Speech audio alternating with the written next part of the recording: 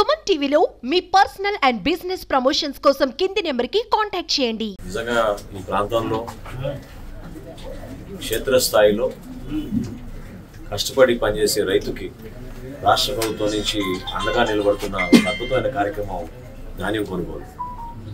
అందులో భాగంగా గౌరవ శాసనసభ్యులు విజయ్ గారు పార్వతీపురం వచ్చి ధాన్యం కొనుగోలు కేంద్రాన్ని సందర్శించడమే కాకుండా దానిలో కొంతమంది రైతులతో కూడా మేము కలిసి మమేకమై క్షేత్రస్థాయిలో ఉన్న పరిస్థితుల గురించి అవగాహన తెచ్చుకునే విధంగా ఒక చక్కటి కార్యక్రమం ఏర్పాటు చేసినందుకు ముందుగా ఆయనకు నేను కృతజ్ఞతలు తెలుపుకుంటున్నాను.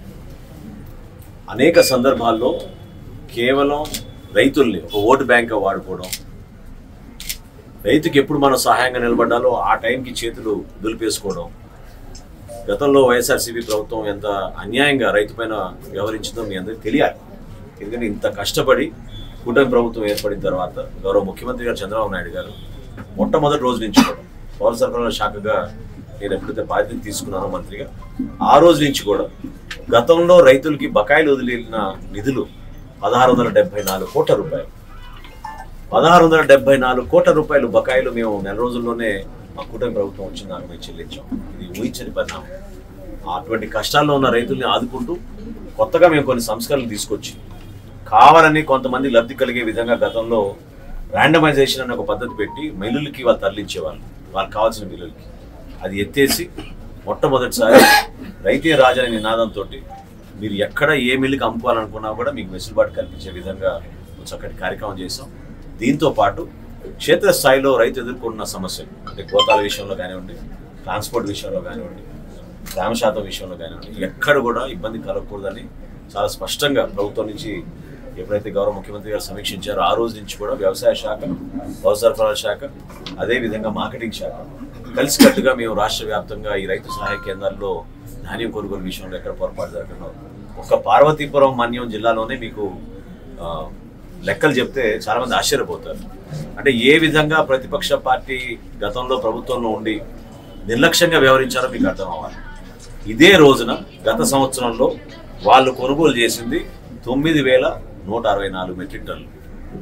అదే మన కూటమి ప్రభుత్వం ఇన్ని కష్టాల్లో కూడా రైతుకు అండగా నిలబడాలని మేము కొనుగోలు చేసింది 37,390 మెట్రిక్ టన్నులు. అంటే 300% ఎక్కువ గత ప్రభుత్వంతో పోల్చుకుంటే మేము కొనుగోలు చేసాం. రాష్ట్ర ప్రభుత్వం తరఫున మేము రైతులకి నిలబడతాం అండగా. గౌరవ ఎమ్మెల్యే గారికి కూడా అదే చెప్పాను, భరోసా ఇవ్వండి మీరు రైతులకి, ప్రతి గింజ కొంటాం, ప్రతి బస్తా. దయచేసి మీరు దళాలకు అమ్మబాకండి. ఇప్పుడే సోదరులు చెప్తా ఉన్నారు నాకు ఏ విధంగా గతంలో వాతావరణంలో మార్పు వచ్చిందని కొంచెం ఆందోళనతో 2,300కి అమ్మాల్సింది 1,800కో 1,900కో అమ్మేశారని. అటువంటి పరిస్థితి తెచ్చుకోబాకండి. మేము కొత్తగా వచ్చే టెక్నాలజీని ఉపయోగించుకుంటాం. రాబోయే రోజుల్లో మీకు చక్కటి గిడ్డంగులు, అదేవిధంగా మీకు ఇక్కడ సైలోస్ అని ఉంటాయి. అంటే తేమ శాతం ఎక్కువ ఉన్నా కూడా మనం ధాన్యాన్ని అక్కడ సేకరించుకుని ఒక చోట జమ చేసుకుంటే ఆ మోతాదు తగ్గే విధంగా మేము ఏర్పాటు చేసే విధంగా డ్రైయర్స్ ఏర్పాటు చేసే విధంగా తప్పకుండా ప్రభుత్వం నుంచి మేము ముందుకు వస్తాం. పౌర సరఫరాల శాఖ రైతుకి అండగా నిలబడుతుంది. మన ప్రభుత్వం, మన కూటమి ప్రభుత్వం గౌరవ ముఖ్యమంత్రిగా చంద్రబాబు నాయుడు గారి ఆధ్వర్యంలో ఖచ్చితంగా ప్రతిరోజు మేము సమీక్షించుకుని ఊహించని విధంగా దాదాపు 12 లక్షల మెట్రిక్ టన్నులు ఈ రోజుకి ఆల్రెడీ కొనుగోలు చేసాం. రాష్ట్ర వ్యాప్తంగా సుమారు 2,800 కోట్ల రూపాయలు రైతుల ఖాతాలో 24 గంటల లోపే జమ చేసాం. ఇది గతంలో ఎప్పుడు జరగలేటువంటి ప్రక్రియ. సో దయచేసి మీరందరూ కూడా ఆ భరోసా రైతులకు ఇచ్చేటట్టు క్షేత్రస్థాయిలో మేము అద్భుతంగా ఈ కార్యక్రమాన్ని ముందుకు తీసుకెళ్లిన తరుణంలో ప్రతి ఒక్కరు దీంట్లో పాల్గొనమని మనస్ఫూర్తిగా కోరుతున్నాం.